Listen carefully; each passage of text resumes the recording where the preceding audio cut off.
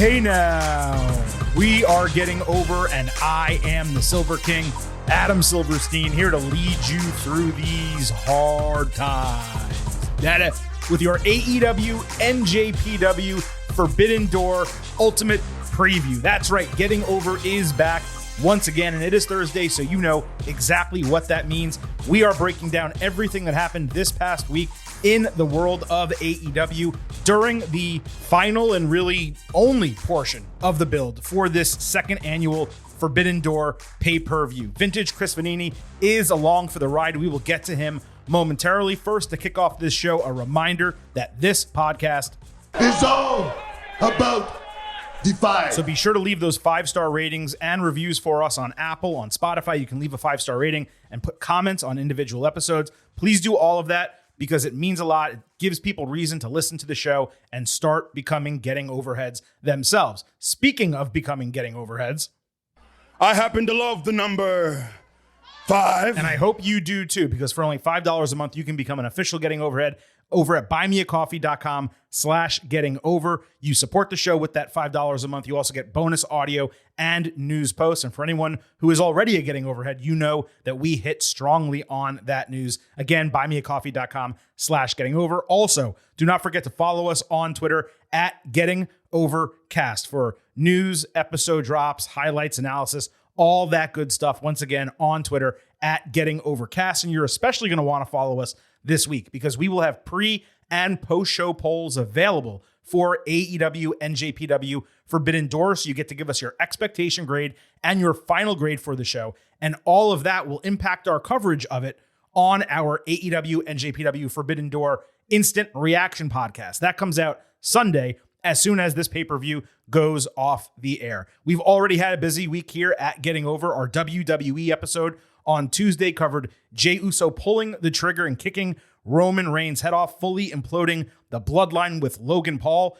jumping into the men's Money in the Bank match, and of course the Seth Rollins, Finn Balor stuff bubbling up. On our Wednesday episode, we did a full recap of NXT Gold Rush, and we welcomed WWE ring announcer Samantha Irvin for an exclusive sit-down interview. And of course, right now you're getting your ultimate preview for Forbidden Door. And like I said, the instant reaction coming up on Sunday. So Chris, welcome to the show. It has already been a busy week, and I'm excited to break down what we're getting this coming Sunday from AEW and NJPW. Yeah, good to be here. Second time this week. I won't be able to do the instant reaction, so I wanted to make sure and get on the ultimate preview because this is a pretty exciting card. I'm looking forward to the show. And Forbidden Door was probably AEW's best show last year. Mm-hmm. And I think hopes are high again. Expectations are, as far as I'm concerned, through the roof, more than any other reason because of the co-main event, but especially the main event match itself, Bryan Danielson against Kazuchika Okada. Now, we will get to that later in the show. We're going to start by breaking down everything that happened on Dynamite and Rampage this week that does not directly relate to Forbidden Door, or at least it doesn't need to be discussed as part of a preview of it. Then we will get to the AEW NJPW Forbidden Door Ultimate Preview right after that. And for those who may be wondering, hey, Silver King, what about Collision? We already discussed that. We had an instant reaction show for AEW Collision on Saturday. So hit the podcast feed. You can listen to our takes on the first episode, the return of CM Punk, all that good stuff. And I'll tell you, this coming Sunday for Forbidden Door, I assume I'm going to work in some of the Collision stuff that happens on Saturday and probably Rampage on Friday into that show.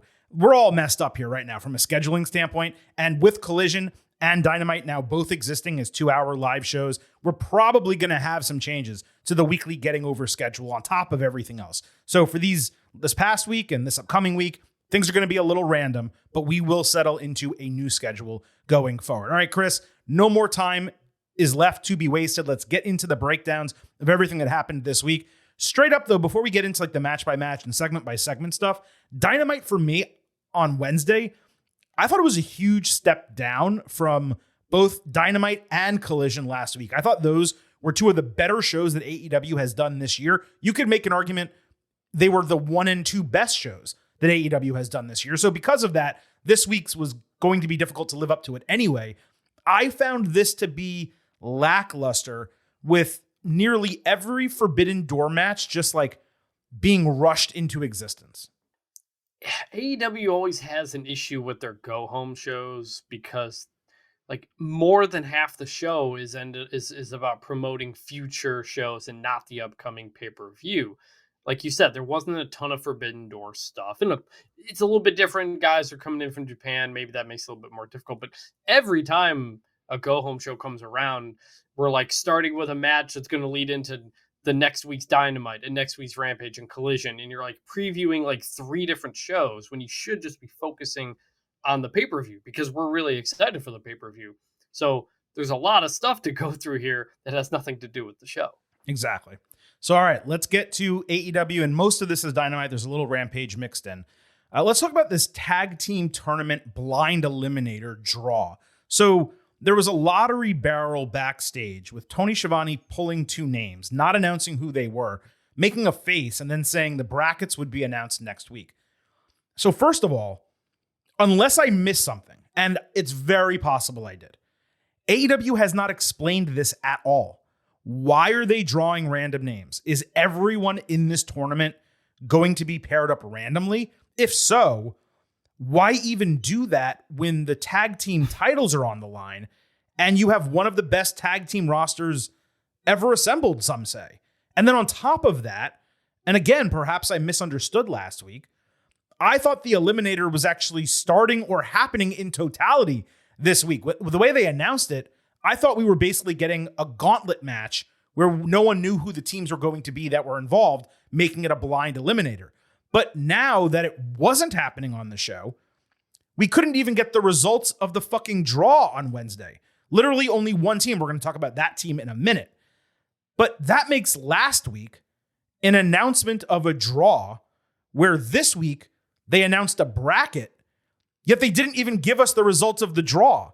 Then next week, we get the bracket, but do the matches start also? And are they running 3 brackets simultaneously? Because now they have the Owen Hart tournaments, and those are starting this week. So am I crazy? Like, seriously, did I miss something here, or is this exactly what's happening?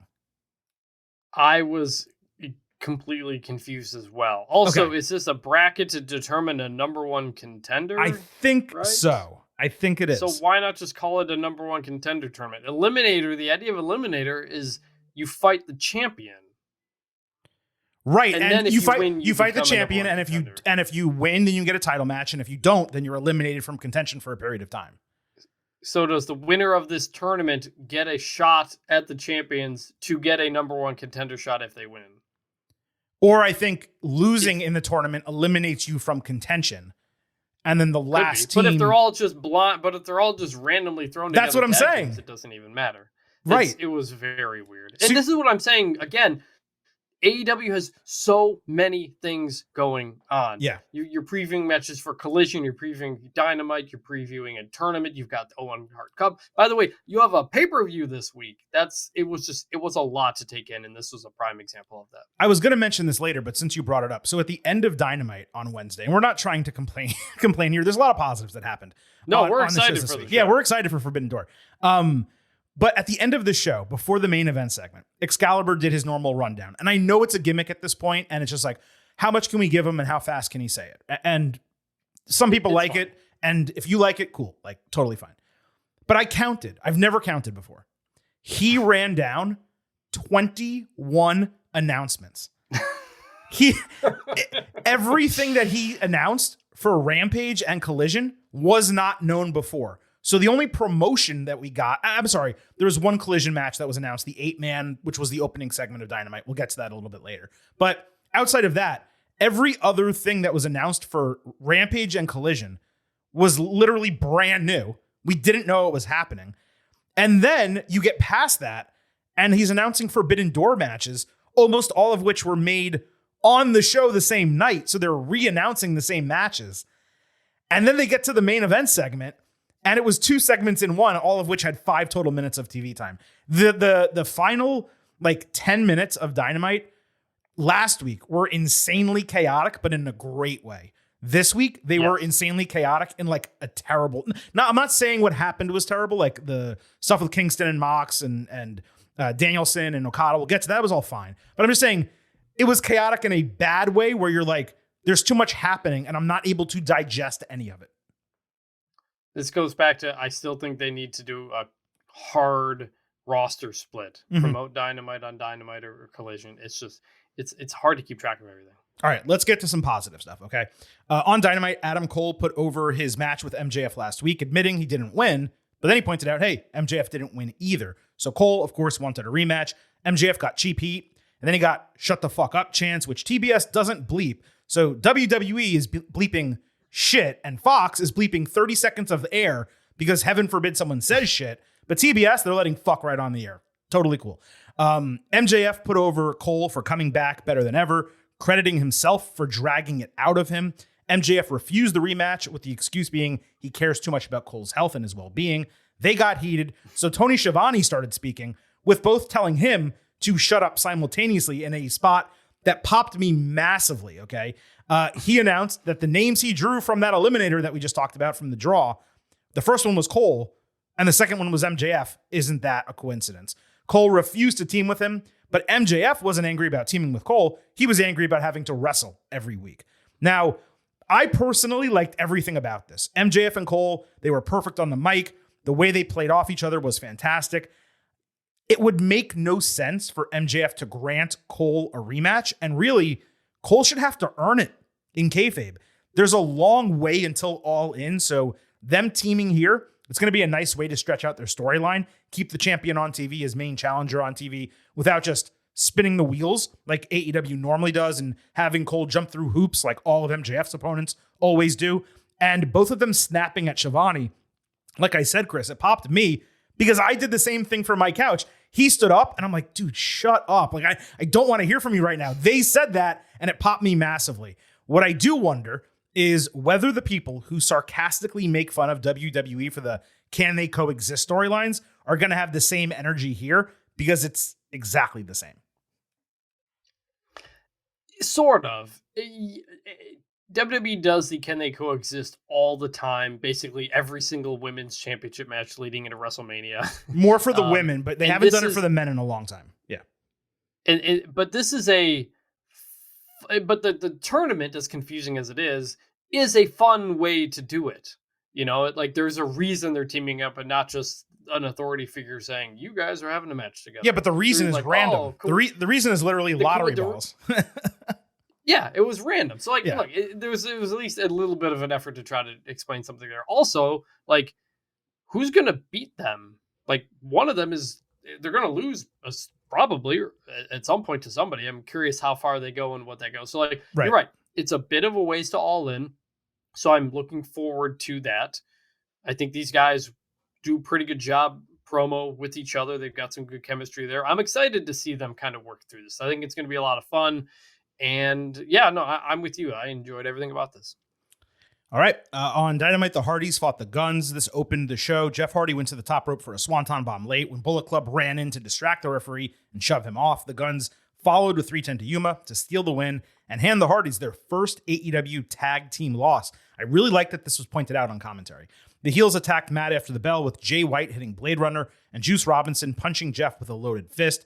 Ricky Starks made the save only to get beat. That led FTR down for another beating. BC had the momentum advantage. Fans chanted for CM Punk, and cameras missed it, but he did run down and gave the faces a 6-on-4 advantage that cleared the ring. At this point, the Hardys were gone. Like, they just disappeared, and only CM, FTR, and Starks remained. Punk then set an 8-man match for Collision, saying he isn't even supposed to be there, meaning on Dynamite on Wednesday, where the Elite normally are. That may have been a better line from Punk than his entire Collision promo on Saturday. I thought that was very funny. The match was good. One thing the Guns definitely got from their dad is the ability to sell. They were flopping all over the place, but in the best way. It was the right finish, the right winner. The consecutive saves, you know, for me, they're extremely convoluted. And it was very similar to what they did last week on Dynamite, so it was repetitive. But it did pop the Chicago crowd. It got them rowdy to start the show. And it built a match that people are going to want to see on Collision, which they failed to do on Collision this past Saturday. So that was a positive. Right. We said that after Collision. What is the reason to tune in next week? They didn't give us one, so now they're doing this. It was like, I come back to this again. Go home, basically your go home show and we're opening up with a tag team match that has zero to do with Forbidden Door. Mm-hmm. And so I was just like, it's kind of weird. Match was fine, enjoyed it. Really cool, the idea of the Hardys, who used to wrestle Billy Gunn, now wrestling his kids. Like, there's this whole thing is a really cool dynamic there. And then you get the run-ins. I was surprised they didn't play the music for run-ins. For FTR and Ricky Starks may be fine, but then hit CM Punk's music when he makes his run-in. You're in Chicago. Right. Dude, like, that's the whole thing. And you're right, the camera kind of missed it as he ran in. You need a commentary to tell you what it was. But look, it'll set up an 8-man for Collision. That's fine. That's fun. I do want CM Punk to get into stories and not just I'm wrestling with my friends, Right. FTR, and we're doing a bunch of multi-man tag matches. Let's get CM Punk into a story. Ultimately, that's what we want out of him. So yeah, enjoyed the segment. But again, it was all to promote the show before Forbidden Doors. So it'll be done by then. And you know, let's be fair. The 6-man on Collision last week was great. So this 8-man is probably going to be great as well. And it's a good way to work Punk back in and get him some, you know, ring time and shake off that rust before he has now a singles match on Forbidden Door, which we will get to in a little bit. On Dynamite, Chris Jericho, Sammy Guevara, and Minoru Suzuki fought Darius Martin, AR Fox, and Action Andretti. Suzuki was awesome in one spot, just murdering Martin with an upper arm like shot right to the jaw. Guevara hit a double flying DDT. There was a nice callback finish by Andretti on Jericho. It was a false finish. Suzuki pile drove Fox. Jericho hit Codebreaker on Andretti, and then put an extremely deep Walls of Jericho on Martin for the submission victory. Outside of the standard lack of tagging, it was a blast from an entertainment standpoint. I went 3.75 stars and a B+. Yeah, really fun match. I mean, we know that team of Martin, Fox, and Andretti is going to put together some fun stuff. And yeah, you got Jericho, Suzuki, the older guys. It all worked. Mm-hmm. Like, not much to it, but just really fun match. And more on these guys later in the Ultimate Preview. Konosuke Takeshita fought Bandito on Rampage. Don Callis cut an entertaining promo in Spanglish before Takeshita spoke in Japanese. This was a longer than expected, yet supremely entertaining match. Takeshita hit a full top rope lariat that flipped Bandito over in a great spot. Bandito then countered into the torture rack GTS, but Takeshita countered Bandito's finisher, eventually driving a knee Viggy Trigger style into his face for the win. I gave it 4 stars, A-. Just great wrestling. It didn't have any storytelling, and the promo ahead of it was used to enhance Takeshita's profile, but really it was just a throwaway match. Chris, do you have anything here? No, just very much a Rampage thing. Yeah. Have a fun match. Doesn't mean anything, but it was good. On Dynamite, we had a TBS championship match. Chris Statlander against Taya Valkyrie. Backstage at Rampage, Taya was suddenly a heel because now she's challenging for the same title she was before, but it's held by a babyface. Her anger was over Stat getting the fruits of the work she put in against Jade, but you know, Stat being the one who benefited with the title, and that's a legit take, I would say. Stat offered a title shot for Wednesday, and Taya responded, "I'll see you when I see you." So she didn't directly accept it, and this was taped, so they should have kind of redone this segment because the match happened anyway on Dynamite. So Taya went on a run and hit the sliding German suplex. Stat came back with a superplex and Wednesday Night Fever to retain the title. My Lord, has this title been elevated, getting it off Jade. There's nothing really to talk about here, but I gave the match 3.5 stars and a B. Definitely a lot of fun. We know there's a lot of talented women on the roster, and now they can shine. I thought these two worked really well together. I love both of them. And you're right. The title just means more all of a sudden now because it's and the crowd seemed to react as such as well because they knew it wasn't just going to be another Jade squash match. I almost called them United Open. United Empire fought Chaos on Rampage. Rocky Romero ate a spinning tombstone pile driver and then hidden blade from Will Ospreay, with the heels getting the win after about 13 minutes. High quality wrestling as one would expect from everyone in the match, but it was not relevant to any storyline that has existed in the company. On Rampage, Aubrey Edwards, Mark Briscoe, and Papa Briscoe fought Karen, Jeff Jarrett, and Jay Lethal. And yes, Chris, I don't know if you watched Rampage. This is a real thing that happened. Aubrey wore her stripes, which was confusing. Karen immediately tagged out after being tagged in. When the women actually fought, it was like cat fight style with slapping, 2 snapmares, and an eye gouge. Lethal saved Karen by eating a guitar shot. Then Aubrey countered the stroke into a figure 4 leg lock on Karen Jarrett for the win. The crowd liked it, and to some degree, that's all that matters, but this was not for me at all. What we can do is move to what happened on Dynamite, where Mark Briscoe fought Jarrett in a concession stand brawl. They had a food fight with weapons. Karen sprayed ketchup in Mark's face. Briscoe then got pushed off a ladder through a table by Sanjay Dutt. Then they got into the ring where Mark got beat 3-on-1 with no one helping him. The 70-year-old dad showed up and chokeslammed Lethal through a table.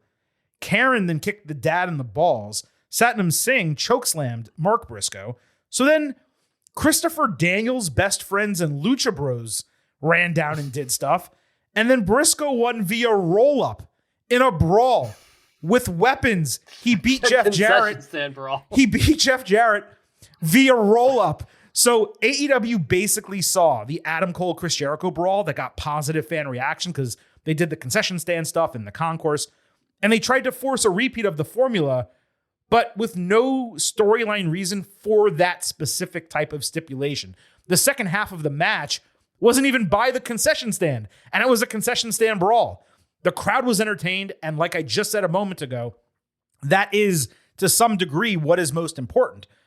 But this was third-rate, shitty wrestling, something that perhaps belonged on, I mean, I don't even want to say Rampage, a YouTube show or old Ring of Honor. This was a pay-per-view go-home show on Dynamite. And for that, I have no choice but to give it this. 0.0. I hate this. I hate this crap. Stop. Stop with the crap. You know, the combination of those two things is the most Jeff Jarrett thing we have ever seen in wrestling. And that is a high bar. The concession stand brawl, as he said, was like a throwback to like the Tupelo concession stand brawl back in Memphis wrestling in like the 1970s, I think it was. So like, okay, you kind of had to know that. Sure. What? Sure. Like, okay. That's what I mean. That's how he explained it. And so like, you had to really like go back and Memphis wrestling, blah blah. Like that's how just like Jeff Jarrett this whole thing was. I know some people thought. I thought somewhere along the lines it was going to be Jeff Jarrett leaving AEW if he lost. So I don't know if that's happening now or not happening now, but if it was the most Jeff Jarrett way to go out. We'll see where he is next, but it just, everything about this screamed like circus show, wrestling, weird stuff way back in the day. It was extremely weird. My biggest offense to it is, like you said, this was the go home for a pay-per-view. This did not need to be on this show because of that. By the way, I mentioned that Excalibur ran down those 21 things, at the beginning of this segment. One of those things he ran down, and you guys know this will pop me because I'm a huge fan of both guys. We're getting Swerve Strickland and Hiroshi Tanahashi. I think it's on Collision. Like randomly announced really? At the end of Dynamite with no build. We're getting Swerve and Tanahashi. I'm not saying it's a dream match because I've never even put that in my brain as something I would consider. But holy shit, do I want to see that? And it just was. And it was just announced as part of 21 things at the end of Dynamite. Right. How do you not have a segment promoting that as opposed to everything we just mentioned with Jeff Jarrett? Hey, Tanahashi, you want a chance at the AEW title? You got to get past me first. That's all you need to do. Yeah, they do a million backstage promos anyway. How do you not have one for that? It's unbelievable. Man, like you're right. I want to watch that match. Right. Like, I didn't even catch it in that rundown until you said it right I now. think I just promoted it better than AEW did.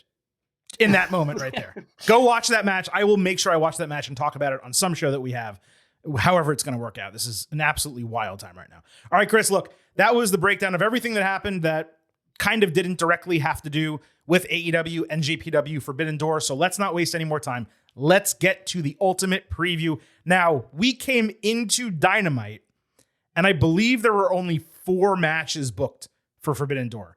We left Dynamite, and there's now 10. So we're going to break these all down. There is a legitimate chance that they add matches on Rampage or Collision. I hope not, because I don't want this to age poorly or us to miss 3 matches that are suddenly going to be on the show. There's a lot of stuff thrown together here, so let's just get right into it. We're going to start with the low card, and we're going to build up to the main event of Forbidden Door. So first, we have Athena against Billy Starks in an Owen Hart tournament quarterfinal. So the 3 other matches will be across different shows that are not Forbidden Door. Britt Baker against Ruby Soho, Anna J.A.S. against Sky Blue, and Nyla Rose against Willow Nightingale. Now, this goes for the men's tournament as well. Am I wrong that 8 people feels small and rushed when last year's was 14 and it really should have been 16? They just couldn't fill it out, so they put buys in there? Yes. And also, isn't it weird that they're making a big deal about finishing this in Calgary and having so many of these events in Canada, and there's not a single Canadian in either the women's or the men's field? I did not realize that. Yeah. That's So a good point. And there's a lot of Canadian wrestlers in the company too. So it's ridiculous. So the competitors to me are completely random to some degree. Here they're using ROH instead of AEW women. It's nonsensical when there's so many women on the AEW roster that don't get used. But look, Athena's been on a roll in ROH recently. I could be wrong. I thought she was the ROH women's champion. So for me, she's the obvious winner here. Yeah, I agree. That's the analysis for that match. CM Punk is going to fight Satoshi Kojima in the Owen Hart tournament quarterfinal as well. The 3 other matches for the men are all going to be on the June 29th Collision. That's actually being taped on a Thursday for Saturday, so it's not going to be live. They're Roderick Strong against Samoa Joe, Dustin Rhodes against Powerhouse Hobbs, Juice Robinson against Ricky Starks. I just find the setup of this entire thing strange. It was also weird to just randomly state Kojima as Punk's opponent. He's only had 1 match on AEW TV, and that was 2021, Chris. You're going to remember this. It was the all-out match against Jon Moxley, which was random, but at least Moxley announced it on television. The dude is 52. He's a 2-time IWGP heavyweight champion. I know it's a dream match for Punk, but there's no analysis here because there's no storyline. If there were odds set, it would have to be Punk minus 10,000. Like the most sure thing in wrestling history. Punk looks like he might win the entire thing based on the way the bracket has been built. It makes it weird that Joe would be a semifinal match and not a final, if that's the case. But yeah, I have Punk winning this. I have Punk as well. I remember Punk was not on the show last year. I think he may have gotten hurt or something like that. We thought we were going to get Punk, and then he lost, and just he wasn't on it. Look, if you remember Ring of Honor in 2003, this is an amazing match. But there's like, as someone who like is aware of NJPW and the big wrestlers, but doesn't follow it religiously, there's like a line between like, oh man, I'm fired up for this match, and like, this is too much of a nerdy wrestling match. Mm-hmm. This falls under that for me. I know he just came back. You got to shake off some rust or whatever. There's a couple other here, but you've got a lot of big. I know the Kenta match wasn't happening. We hoped it would happen. Didn't happen. Maybe this is all that was available. But yeah, it's just, CM Punk's going to win this. Makes sense, and it's going to be. I have this maybe a very bad match. It just felt like Punk should have at some point said, hey, I want to be on this card. I want to be in this tournament. Tony Khan, give me Kojima. Like, just anything. Like just set it up. Just set it up to say, hey, this is a dream match for me. I want it. I know NJPW is coming. Tony, make the match happen. Or whoever, make the match happen. Or I dare you to come fight me. And like anything, just to make it matter to some degree. And you're right. There's a lot of fans who are like, oh my God, it's Punk's dream match, and I'm so happy for him. And I can't wait for it because I love Kojima and I watch JPW religiously. That is a very small percentage of the AEW audience. And to the point that you made a moment ago, I actually want to ask you this question. And there is no hate for whatever answer you give. I want to make that very clear, okay? Because I do not believe, because I don't believe that. I think there's a large portion of AEW fans that have watched New Japan and know many of the names, even if they haven't seen them wrestle a lot. But of all the New Japan talent on this card, and I'm not asking you to look at the card and give me an exact number, what percentage, like, are you actually familiar with where you've seen them wrestle? Well, I got to say probably a third to a half of them I saw last year, maybe for the first time. Fine. But then before last year, I'd say like 50%. Going into last year's Forbidden Door, what percentage? Probably like a third. Okay. And that's kind of what I'm getting now. at here. Now I'm probably like 60, 70%. Okay, that's good. But that's because of AEW. Like, and because you've seen them show up. I went to the G1 Climax when they were here in Dallas a couple years ago, but Yeah, I don't follow it all that closely. Okay. No, I was just curious about that. It was worth talking about. All right, let's move to the AEW International Championship match. And again, like, I got to tell you guys, I'm excited for Forbidden Door. And there's a lot more that we're going to talk about that I am legitimately excited about. But before I tell you the competitors for this match, I have to go through maybe the most ridiculous match announcement for a big match, a title match on a pay-per-view that I can remember. So on Dynamite, we had Orange Cassidy and Katsuyori Shibata against Daniel Garcia and Zack Sabre Jr. And this match was set up on TV. So good work from all four guys. Garcia avoided a running Cassidy. He accidentally hit Orange Punch on Shibata. Sabre then held Cassidy as Garcia rolled up Shibata for the win. So then Garcia and Sabre did a tug of war with the international title. Shibata grabbed it as well. And then Orange grabbed it. Before Orange even got in the ring to get his hand on the title, commentary announced that the fatal four-way for the title was happening as if it was already known. And then like 10 seconds later, they said Tony Khan just made it official. And this came after, I think it was last week, Orange and Sabre getting into it, wanting a title versus title match. They wanted each other's title, yet Orange is the one who has to defend it. And we're supposed to believe all of it happened organically in this moment. It's one thing to suspend disbelief. I hate being treated like I'm an idiot by bookers. And that is how I felt coming out of this match, where they're like, oh yeah, you didn't know this match was happening? It is. And by the way, it's official right now. When there was no reason for that to, like, Tony Khan would have to be the most like omniscient wrestling booker in the world, where he saw this coming. So he was ready to book the match 30 seconds after a tag team match ended in a normal fashion. So look, Orange is retaining the title. He's not losing to anyone in this match. That's what I got here, Chris. You don't think Daniel Garcia has a shot? No. I'm picking Cassidy as well, but I think Garcia's got a shot, at least. I'll say also, by the way, I knew of Zack Sabre Jr. already. Shibata, I only knew from Twitter because people said they took his brain out when he had to deal with that the surgery thing. That's what I know him for. The reason why I'm not picking Garcia is because I don't think if Garcia won, he would be pinning Cassidy. And having Orange lose this title without getting pinned or submitted would be an absolute travesty, given how great his title reign has been. And it has been a great title reign. And we talked about that for the Battle Royal last time, too. Yeah, and Shibata has the ROH, I think, pure title, if memory serves. So Garcia, I think, is going after that. Sabre's already a champion for New Japan. Orange is a champion. So, yeah, I just don't see a title change. I don't think it's going to happen here. AEW Women's Championship, Toni Storm against Willow Nightingale. Now, granted, we have gotten some story with them on TV recently, but it's pretty much all revolved around Sky Blue. The entire build for this was a taped dual promo that lasted 30 seconds on Dynamite. Pretty pathetic for a featured women's match. I have Toni Storm winning here. The reason why this might be intriguing for the Forbidden Door viewer is I don't really think this match is being held so that we see Storm fight Nightingale.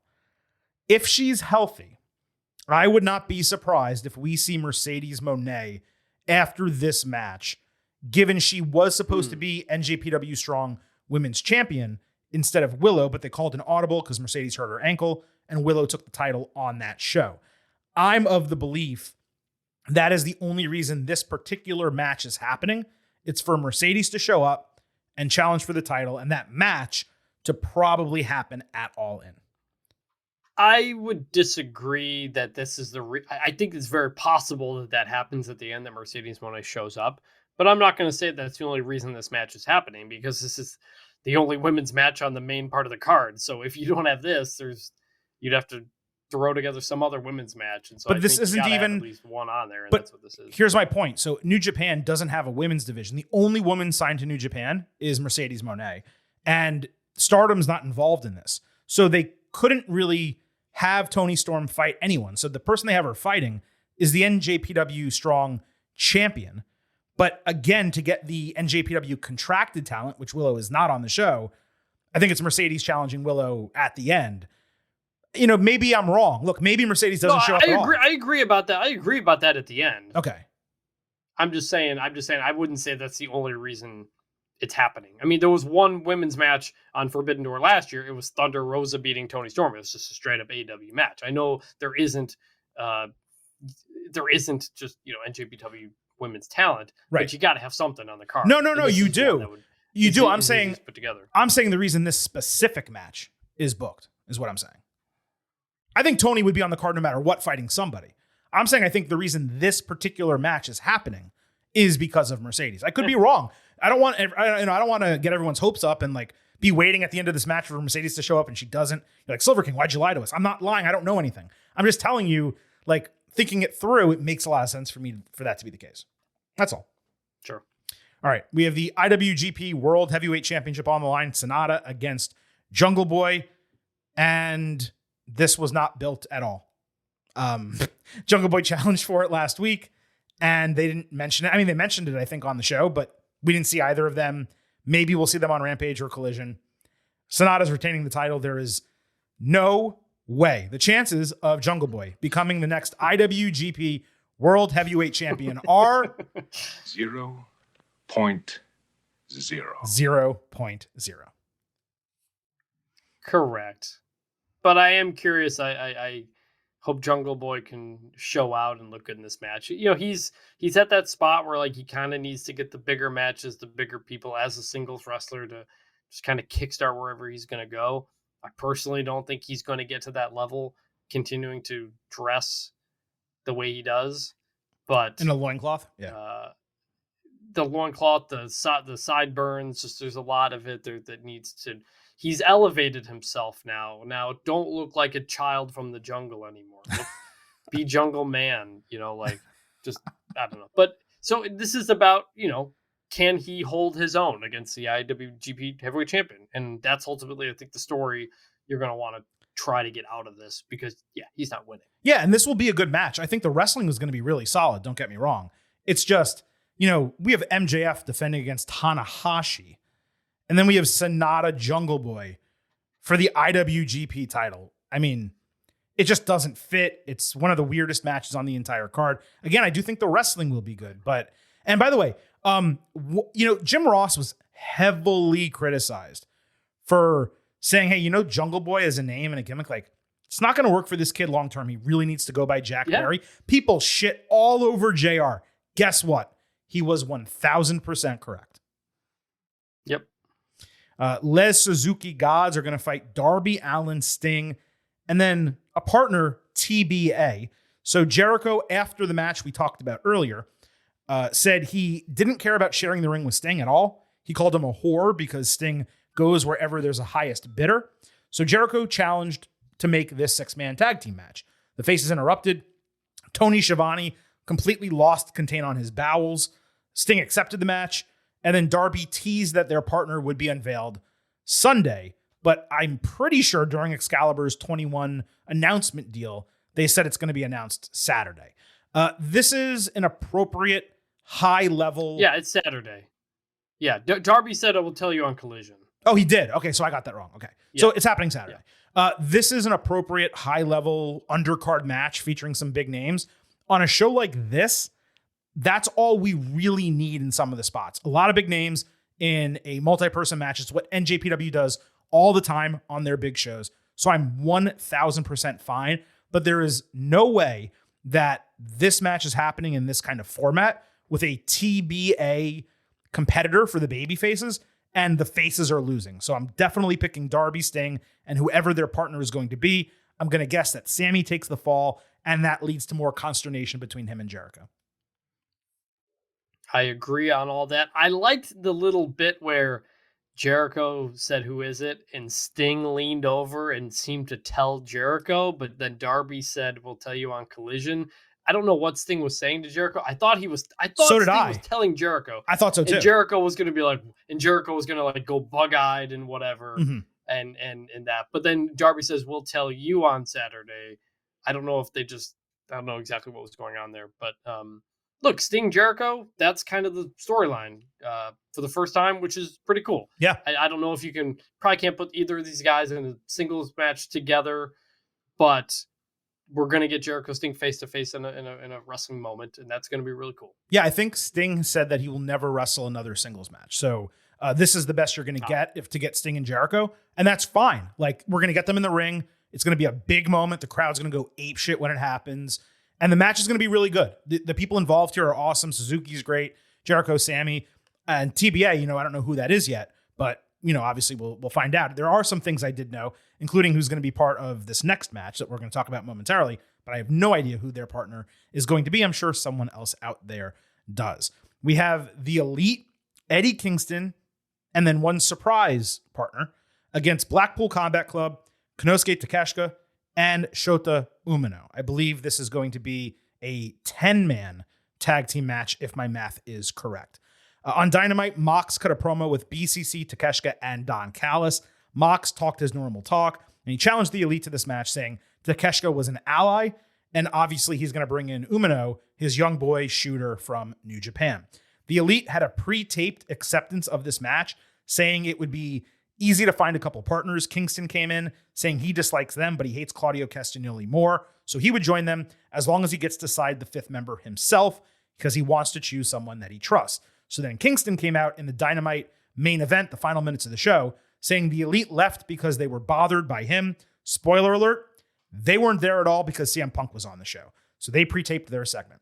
Eddie mentioned Mox's name, so John walked through the crowd saying Kingston drew the line in their relationship by joining up with the Elite. Eddie shot back. He said, Mox, you drew the line when you decided to team up with that scumbag, Claudio. Then he said, here's my partner. And Tomohiro Ishii, the stone frickin' pitbull, was announced as the fifth man for the Faces, and BCC attacked Kingston. Like what we just discussed, this is an appropriate high-level undercard match featuring a ton of big names integrating both companies. This one is more interesting than the one we just discussed because there's actually legitimate connections and it's not as random. There are people on both sides who can take the fall, so it really could go either way. But I don't think, Chris, it makes that much sense to have the Elite win a match in this series until the last one when they are full strength with Kenny Omega and everyone else. So I'm taking the heels, Blackpool Combat Club, Takeshita, and Umino in this match. I'm taking the heels as well. I was kind of disappointed by this because a couple of weeks or month or so ago, when the Elite said, Kenny Omega had said to the crowd that like, hey, we need to get our friends from New Japan. And we all thought that was going to be Ibushi. We were going to get the Golden Elite at Forbidden Door or something like that. That is obviously not happening. And so I have to accept that and deal with that. It's a weird team. At least Eddie Kingston being there, it's weird, but they explained it and it totally makes sense. Like, I just hate Claudio so much that I'm going to be on your team so I can punch him in the face. All right, that works for me. So, Elite, BCC, they're kind of just doing this in many different ways as it continues to move on, which is fine. But I agree. I'm going with the heels. Are you familiar with Ishii by any chance?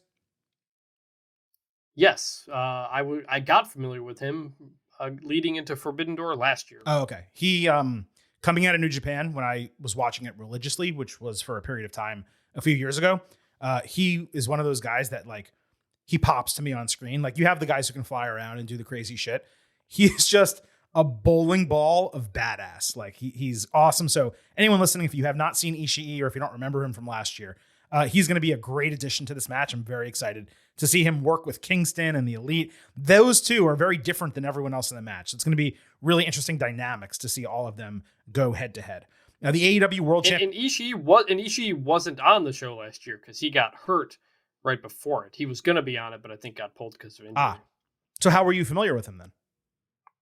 Because he was on Dynamite and stuff like that. Oh, and he fought Eddie Kingston in like a pre-show match on a pay-per-view. That sounds right. I think. That sounds right. Yep. Yeah. Okay. AEW World Championship, MJF defending against Hiroshi Tanahashi. At the end of the MJF Cole segment we mentioned earlier, Tanahashi appeared on the big screen with the same challenge, I think it was from last week. MJF was about to decline again when Adam Cole goaded him into taking the match to prove that Tanahashi is not better than him, and he did that by getting the crowd to chant coward. And that was the entire setup for this. MJF is not losing the title to Tanahashi. Could he? Sure. Tanahashi beating MJF, it would be completely legitimate. He is a freaking legend. He is the John Cena of New Japan Pro Wrestling, but he's not beating MJF. He will retain. He'll probably cheat to do so. It'll end up being a really good match. I'm curious to see what kind of match we get in terms of like work rate and how long it goes and how much Tanahashi is put over, or if he's going to work to completely put over MJF. This is, out of all the matches on the card, the one I am most curious about. And least sure of in terms of how it's going to unfold, other than the winner, which will be MJF retaining the title. Yeah, MJF's going to win. Going back to the Cole MJF segment, I liked the segment for what it was, but it was a peak example of it not being a go-home show segment. This should have just been an MJF promo, just shitting on Japanese wrestling and all kinds of stuff and indie fed stuff that he said before. And then Tanahashi's message happens, then Adam Cole does the coward stuff, and then he accepts. Because the build on Dynamite was for Cole and MJF teaming together moving forward. Oh man, I can't believe that.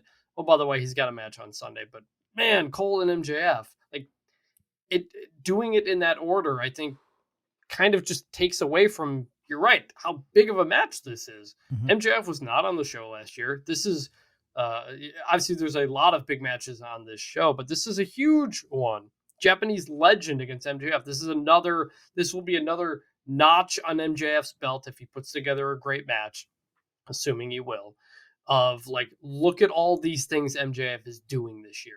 The Bryan Danielson match, just everything that's going on, a Tanahashi win on top of that. That's huge for him. So they didn't do it here. I hope when MJF wins and we see him on Dynamite, we get a big promo from him about how big of a deal this was, because they have not properly hyped up how big of a deal this is. Yeah, I think that's completely true. IWGP United States Championship, Kenny Omega defending against Will Ospreay. On Dynamite, Ospreay was unloading his SUV, saying he needed security to protect him from Americans and Canadians who are trash. So Callis came up offering private security to Ospreay in Toronto, which is where, of course, Forbidden Door is located. Now, this not main eventing with Callis clearly playing some kind of role, I am not expecting a clean finish. Now, I'd like to think that if that's the booking, it would lead to Ospreay winning the title and Callis screwing over Omega. That way Ospreay could take it back to Japan. But with All In coming up, and of course that is in London, and this show, Forbidden Door, being in Toronto, it makes the most sense to me that having the second match between these guys, and by the way, the first match, which was at NJPW Wrestle Kingdom in January, may well be the match of the year. I mean, it was day 2 of 2023. It's a 5-star match, and many people will argue it is the match of the year and remains the match of the year halfway through. So now we're getting part 2. And I believe Omega is going to win and retain the title in his home country of Canada, which will lead to a third match at All In, Ospreay, Omega, where Ospreay wins in London in front of his hometown fans. So for that reason, I'm picking Omega. But I will say, Callis getting involved, it makes me think not a clean finish, and it gives more credence to Ospreay taking the title than I thought he would have, more possibility, coming into Dynamite on Wednesday. Yeah, I had forgotten. I hadn't really put it together until Callis had that bit about, you're going into Toronto. These fans are going to be violent. I'm going to get you security, yada, yada, yada. Everything you said makes sense. Kenny wins in Canada. Ospreay wins in London. Boom, boom, boom. But I do feel they did a good job of making me feel like anything can happen. Mm-hmm. And part of that is, if All In is going to be AEW's biggest show ever, do you want Kenny Omega losing on that show? And they've kind of made the storyline in this one. Ospreay's upset about the Wrestle Kingdom loss. He wants his revenge. But does he win in Canada and then Omega wins in London? It is kind of backwards. So I'm going with you. I'm going to say Kenny wins here. But I do think this could go either way, and that makes me even more excited. Yeah, for sure. Now let's get to the main event of the evening. Bryan Danielson against Kazuchika Okada. And when we use the term dream match, folks, this is what we mean. On Dynamite, Danielson, in that same BCC promo I talked about earlier, said he was disappointed that he challenged Okada to a face-to-face, but Okada's not even in the building. So Bryan said, I'll wait until the end of Dynamite before calling you out. And Okada, if you don't show up, you're an amateur and a coward. So repeating the same stuff they've been repeating. Obviously, Okada showed up. He did that as Bryan was attacking during the main event segment with Kingston and Mox and all that we talked about. So Okada got a huge ovation. They stared each other down. Wheeler Yuta attacked Okada from behind, but Okada dodged a running knee from Bryan, which hit Yuta. Then Bryan dodged Rainmaker and slid out of the ring. So Okada absolutely murdered Yuta with Rainmaker to stand tall as Dynamite went off the air.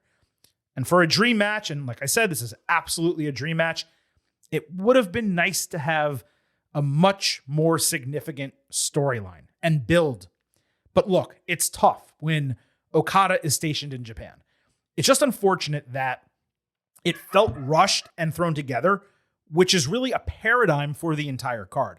If this was going to be an annual event, which it seems now that Forbidden Door is going to be, AEW needs to just set aside 4 weeks from its calendar, get some of the New Japan guys over to the United States and vice versa, and truly build these matches with storylines. I'm not saying everyone needs storylines, but your main event does. And it just doesn't have one other than this is a dream match. Tune in to see a dream match. And, that's fine for like boxing and MMA. You just want to see the two best guys go at it. But this is professional wrestling, and I like storyline with my stuff. I'm not saying this match or the show won't be great. I think both are going to be great. I have a feeling this match is going to be phenomenal. And we may walk out of Forbidden Door saying, oh yeah, Omega Ospreay 1. Oh yeah, Omega Ospreay 2. Oh yeah, some of the great WWE matches we've had this year. Take a back seat. Danielson Okada is the match of the year. That is the ceiling. It has that opportunity. But I just wish we got a little bit more build coming into it. Now, in terms of predicting a winner for this match, Chris, I just really don't know. It could actually go either way. What's crazy is coming into this, both of these guys are like on losing streaks as singles competitors. Okada has been working multi-man matches for months. His last singles match was April 8th when he lost the IWGP World Heavyweight Championship to Sonata at Sakura Genesis. He has not had a singles match since then. Danielson has also been wrestling multi-man matches, and the singles matches he's had, I think his last one may have been against MJF. He lost that one, the Iron Man match. So both of these guys are on quote-unquote losing streaks coming in, and it's extremely odd to me that they're going into this match and there's not really a clear person to predict is going to be the winner. Now, what I'm going to base this on is two factors.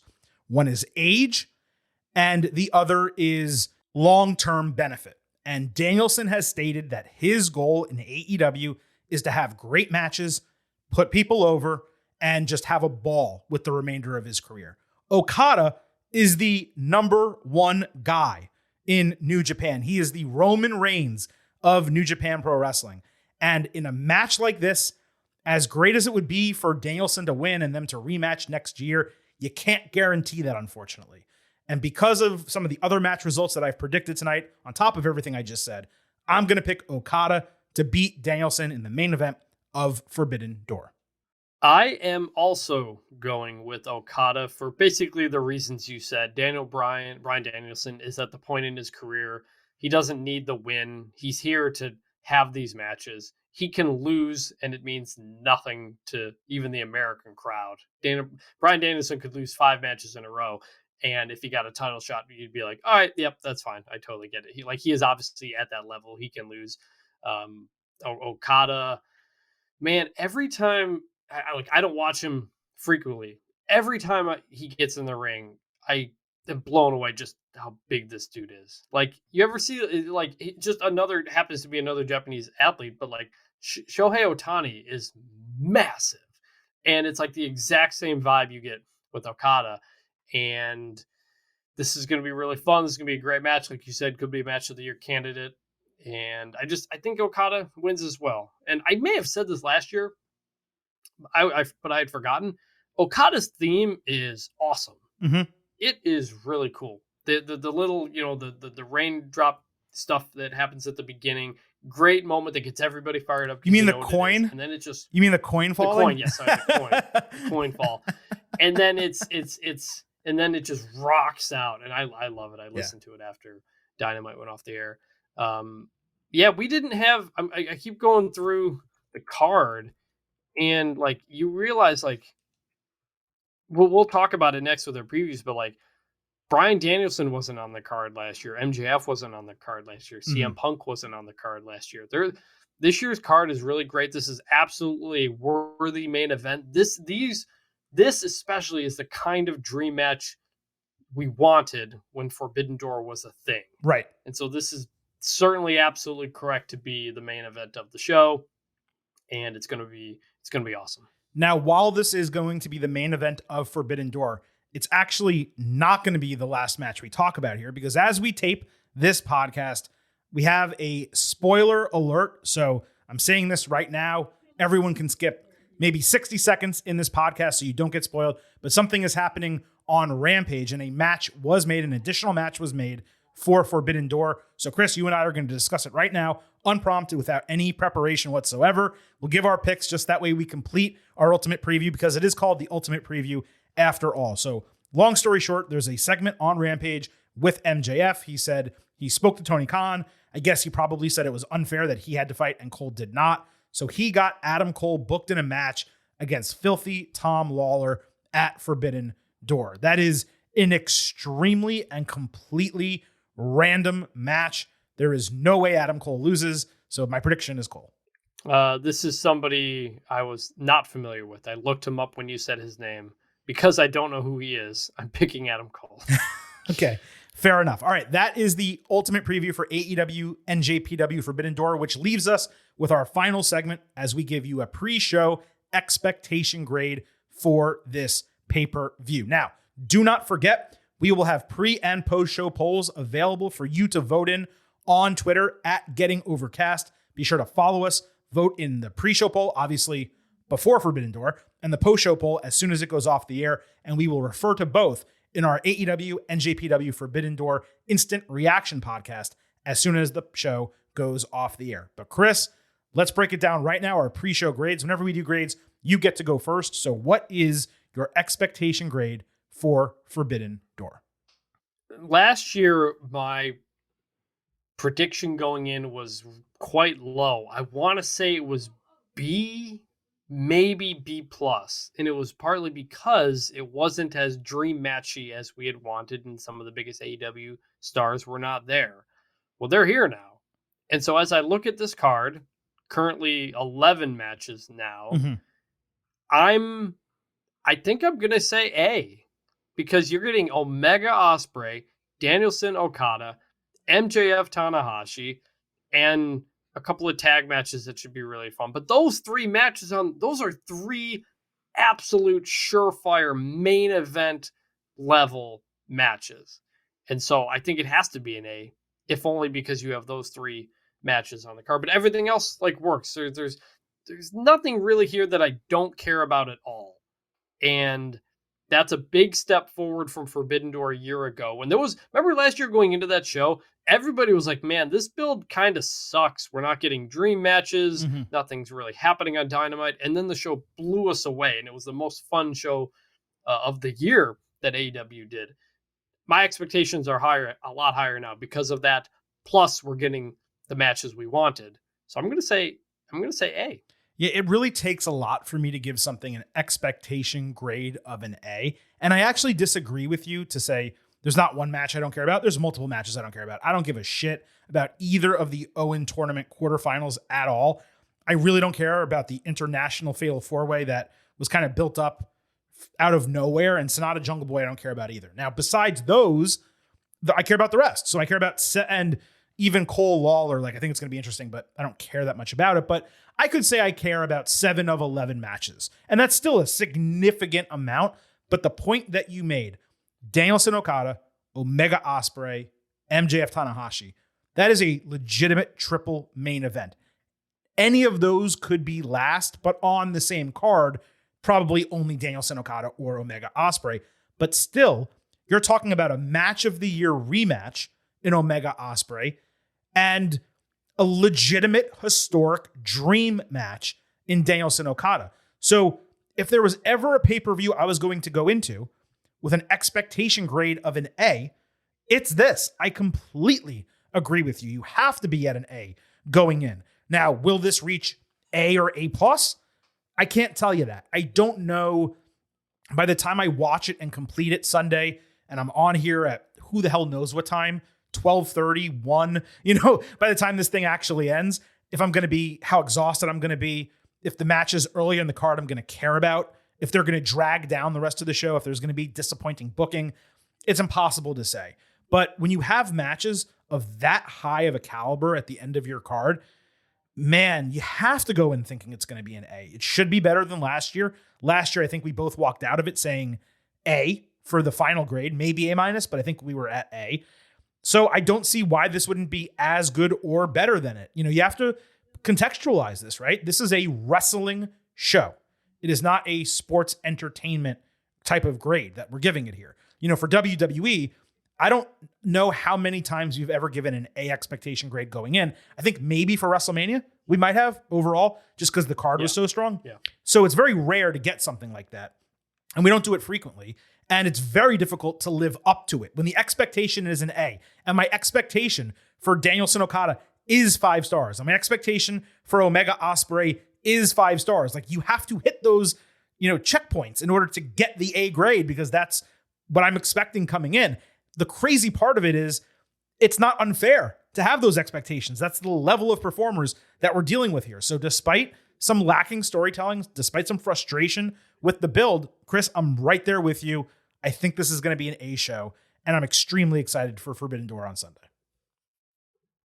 Yeah, it's going to be, it's a fun concept, like when this whole thing happened last year, you had, oh man, think of all these dream matches we're going to get, and then we didn't get any of them, and it was like, how much are they really going to give and get?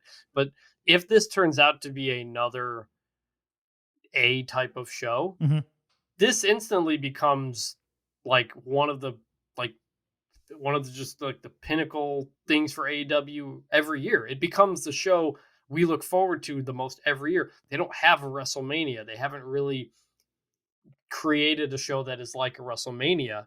But if this show delivers again, it kind of becomes that for the intense wrestling fans who at least know who the New Japan people are. And so AEW, used to do 4 pay-per-views a year. Then it became 5 with Forbidden Door. You're doing All In this year as well, so it's kind of 6. If you do only a handful of those, you got to make them count. And the others have been up and down, especially the last handful of pay-per-views have been down. But the freshness of Forbidden Door makes this really exciting, even with not as great storytelling. Yeah, I mean, this is very much like the equivalent of an NFL, AFL, Super Bowl, merger type of game, right? Like it's the best of the best from 2 companies going head to head. And the booking here is what we expected last year. We didn't get it for a variety of extenuating circumstances, injuries, absences, disagreements. There was so many reasons why last year was not built with the match caliber that we expected. And yet it was still an A or A- show that we gave it at the end. So this coming in, you have to be as high, if not higher on it. And dude, yeah, I'm super excited for Forbidden Door. I'm excited to bring you all this ultimate preview. I hope you enjoyed it. And I will be excited on Sunday to bring you AEW NJPW Forbidden Door instant reaction. Do not miss the podcast as soon as that show goes off the air. Do not forget, already in the podcast feed over the last week, we have that AEW Collision instant reaction show you can listen to from last Saturday. On Tuesday, the big time WWE show. On Wednesday, we had the NXT Gold Rush reaction, along with the exclusive sit-down interview the Silver King did with WWE ring announcer Samantha Irvin. We have, like I just mentioned, the instant reaction for Forbidden Door coming up this Friday. And then on Tuesday, your WWE Money in the Bank ultimate preview. Things are going fast and furious here on the Getting Over Wrestling podcast, and we love that you are along for the ride with us. On the way out, a reminder that this show is all about Defy. So leave those 5-star ratings on Apple Podcasts, on Spotify. You can also leave a review on Apple, and if you do, we will read it live right here on the show. Don't forget, I happen to love the number 5. So for only $5 a month, you can become an official Getting Overhead. Join us at buymeacoffee.com/gettingover. Sign up. You get bonus audio, news posts, and you get to support the show. Again, all for only $5 a month. And please follow us on Twitter at GettingOverCast, not only for episode drops, news analysis highlights, all that good stuff, but also to vote in the polls this week. Chris, thank you for joining on this AEW NJPW Forbidden Door Ultimate Preview. We will be back on Sunday. At this point, it is time for the Silver King to sign off and leave you with 3 final words. Bye for now.